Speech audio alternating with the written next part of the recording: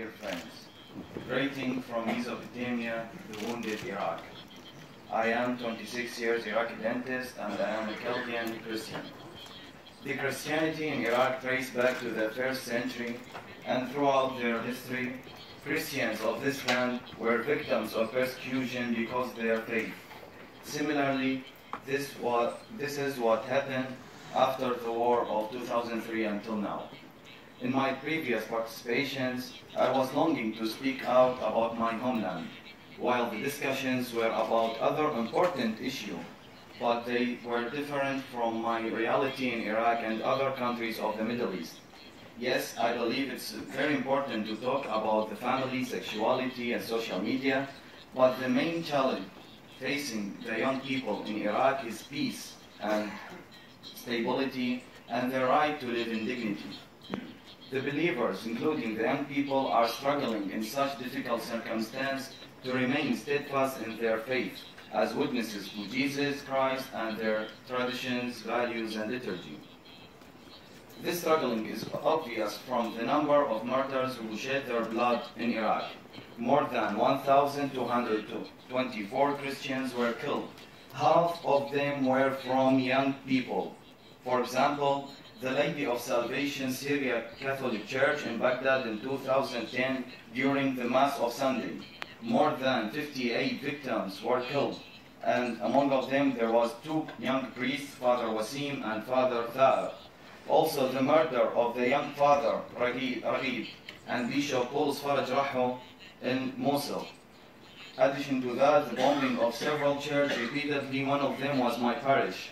I will never forget the face of my friends after the Mass when they said, "See you next week." I never saw them again because they were burned under the fire of the bomb car.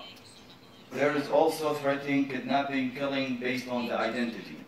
And all of this was tragically followed by the ISIS terrorist actions.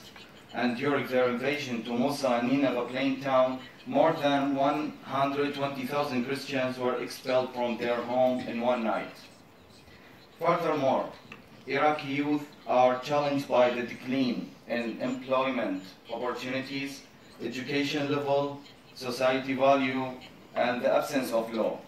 As a result of all what they have been through, Iraqi youth are questioning the impact of being Iraqis on their life, the role of God, and the role of church, in spite of all the good effort of the church in assisting.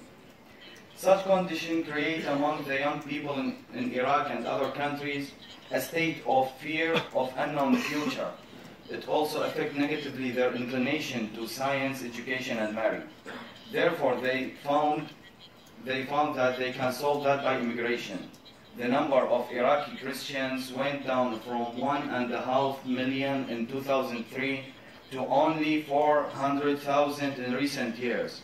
Our fear is that number is decreasing steadily, and one day Iraq may be empty of its Christians. In conclusion, I would to appreciate your prayers for Iraq and its Christians, but we need more than the prayers. I would like to remind everyone to pay special attention not only to young people in Iraq, but to the Christians in all countries that the Christians consider as minorities, to think about ways to support them and support their church.